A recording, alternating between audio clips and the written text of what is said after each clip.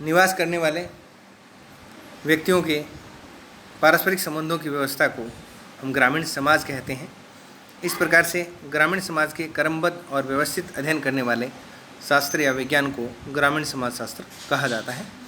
इसे अलग अलग विद्वानों ने अलग अलग रूप से परिभाषित किया है, जिसमें पहली परिभाषा J.M. गिलिट के अनुसार इन्होंने अपनी पुस्तक रूरल सोशियोलॉजी में ग्रामीण समाजशास्त्र को परिभाषित करते हुए लिखा है कि वह समाजशास्त्र की शाखा है जो कि ग्रामीण समुदायों का उनकी दशाओं एवं प्रवृत्तियों के अन्वेषण एवं प्रगति के सिद्धांत निर्माण हेतु व्यवस्थित अध्ययन करती हैं।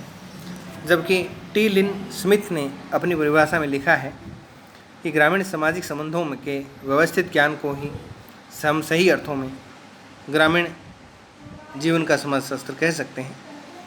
एफ. स्टुअर्ट चैंपियन ने लिखा है कि social structure in rural society में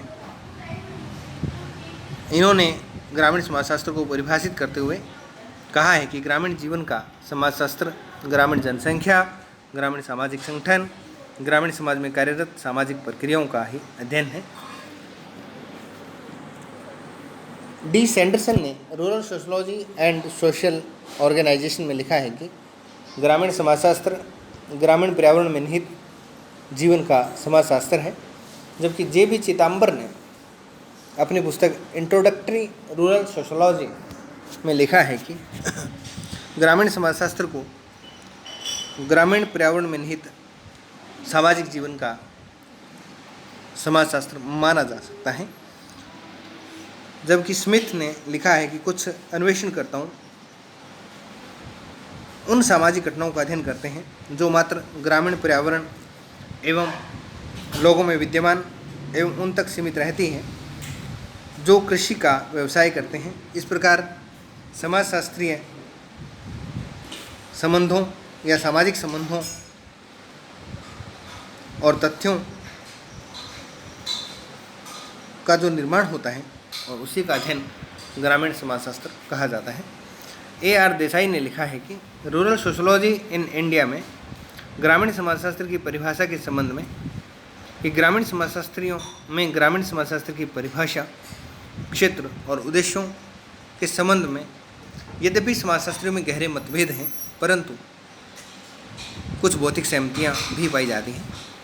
सभी ग्रामीण समाजशास्त्री यह मानते हैं कि समुदायों के सामाजिक जीवन को दो विशिष्ट खंडों ग्राम और नगर में विभक्त किया जाता है। यद्यपि ये दोनों परस्पर अंतःक्रिया करते हैं तथा एक दूसरे से पर्याप्त व्यवस्थित रहते हुए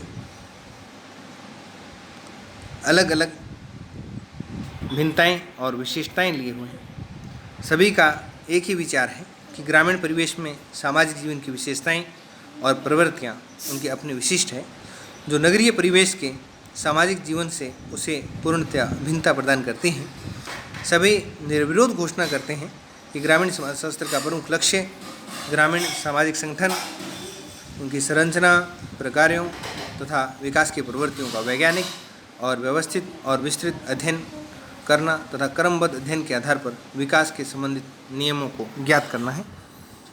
निष्कर्ष रूप में हम ये कह सकते हैं कि उपरोक्त ग्रामीण समाजशास्त्रियों ने गिलिट, स्मिथ, स्टुअर्ट, बर्टन, सैंडरसन आदि ने जो परिभाषाएं दी हैं उसके आधार पर कुछ निष्कर्ष इस प्रकार से सामने आते हैं, जिसमें से प्रथम ग्रामीण समाजशास्त्र की एक विशिष्ट और महत्वपूर्ण शाखा है। ग्रामीण समाजशास्त्र ग्रामीण पर्यावरण में मानवीय संबंधों का अध्ययन करता है और ग्रामीण समाजशास्त्र का भौतिक कार्य ग्रामीण समाज के विकास के विषयों को खोज निकालना है। और चौथा पॉइंट हम कह सकते हैं कि ग्रामीण समाजशास्त्र ग्रामीण समस्याओं के निराकरण, ग्रामीण पुनर्निर्माण और उत्थान में व्यावहारिक योगदान देने वाला विज्ञान है। पांचवा बिंदु हम कह सकते हैं कि ग्रामीण समाजशास्त्र ग्रामीण अंतःक्रियाओं, सामाजिक प्रक्रियाओं, सामाजिक संबंधों और ग्रामीण जनसंख्या समूहों, समुदायों और ग्रामीण सामाजिक संगठन, सामाजिक व्यवस्था, अव्यवस्था और उनमें होने वाले परिवर्तनों का अध्ययन करता है। उसके बाद हम देखेंगे कि ग्रामीण समाजशास्त्र का क्षेत्र, क्योंकि किसी भी विषय को और अधिक स्पष्ट रूप से समझने के लिए हमें उसके स्कोप या क्षेत्र के बारे में जानकारी होना अनिवार्य है। तो ग्रामीण समाजशास्त्र की उत्पत्ति और विकास की विभिन्न परिभाषाओं के अध्ययन के बाद हम ग्रामीण समाजशास्त्र के क्षेत्र का निर्धारण इस प्रकार से कर सकते हैं, जिसमें अलग अलग विद्वानों का अलग अलग मत है, जिसमें सर्वप्रथम लॉरी नेल्सन के विचार हम यहाँ आपके सामने प्रस्तुत कर रहे हैं, जिसमें से इन्होंने अपने लेख rural sociology dimensions and horizons journal of rural sociology में ग्रामीण समाजशास्त्र के अध्ययन क्षेत्र को निम्न वर्गों में विभाजित किया है, जिसमें से पहला वर्ग है ग्रामीण मानव संबंधों का अध्ययन, दूसरा वर्ग हमारा है समय परिप्रेक्ष्य अध्ययन और तीसरा हमारा है गहन अध्ययन। जब हम ग्रामीण मानव संबंधों के अध्ययन के बारे में बात करते हैं तो सर्वप्रथम इसमें शामिल होता है सामूहिक जीवन का अध्ययन, दूसरा इसमें होता है सामुदायिक जीवन का अध्ययन और तीसरा होता है मानव जाति के सामाजिक जीवन का अध्ययन। समय परिप्रेक्ष्य के आधार पर हमें दो प्रकार के समय परिप्रेक्ष्य ऐतिहासिक और स्थैतिक अध्ययनों को शामिल करते हैं। तीसरा हम मानते हैं इसमें गहन अध्ययन या गहन स्टडी। इसमें नेल्सन ने लिखा है कि ग्रामीण समाजशास्त्र को उन सभी विषयों का गहनता के साथ अध्ययन करना चाहिए जो ग्रामीण लोगों को एवं ग्रामीण समुदायों के विचारों को या व्यवहारों को प्रभावित करते हैं। इस प्रकार आपके अनुसार ग्रामीण समाजशास्त्र के क्षेत्र के अंतर्गत विभिन्न मूल्यों, महत्वाकांक्षाओं, सहानुभूति, प्रतिस्पर्धा और विषमताओं से जुड़े सभी प्रकार के व्यवहारों का अध्ययन शामिल किया जाता है। इसी क्रम में A.R. देसाई ने अपने विचारों में ग्रामीण समाजशास्त्र के क्षेत्र के संबंध में विभिन्न विद्वानों के विचारों का अध्ययन करने के बाद एक विचार प्रकट करते हुए लिखा है कि सभी एक मत से घोषणा करते हैं कि ग्रामीण समाजशास्त्र का प्रमुख लक्ष्य ग्रामीण सामाजिक संगठन, उसकी संरचना, कार्य और विकास की वस्तुपरक प्रवृत्ति का वैज्ञानिक और व्यवस्थित व्यापक अध्ययन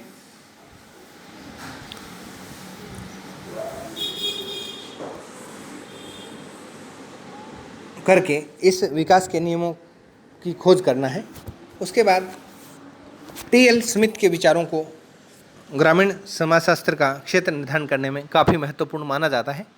स्मिथ ने अपनी पुस्तक the sociology of rural life में ग्रामीण समाजशास्त्र के अध्ययन क्षेत्र को 3 भागों में वर्गीकृत किया है, जिसमें से पहला उन्होंने जनसंख्या, दूसरा सामाजिक संगठन और तीसरा सामाजिक क्रियाएं। जनसंख्या के अंतर्गत उन्होंने सर्वप्रथम मानव का भूमि से संस्थात्मक संबंध, दूसरा सामाजिक शरीर रचना और तीसरा प्रमुख सामाजिक संस्थाओं को शामिल किया है।